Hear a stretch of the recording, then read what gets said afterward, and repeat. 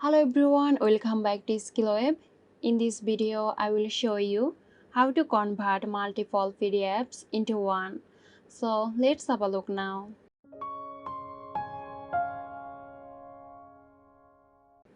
Open your web browser, search for combine PDF. There are many websites out there which allow you to combine PDFs. I'm gonna use combine PDF. You can select up to 20 PDF files and combine them. Click on Upload Files, find the PDFs and select them. Then click on Open. Here, make sure they are in the correct order which you want them to be. Now click on Combine. It will take a moment and combine them. It's going to download automatically. So here you can see the file is now downloaded. That's it. I hope this video helped you out.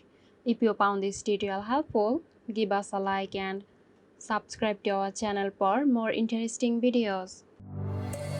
This video is sponsored by Girosoft. Girosoft offers graphic design, UI UX design, digital marketing and web development.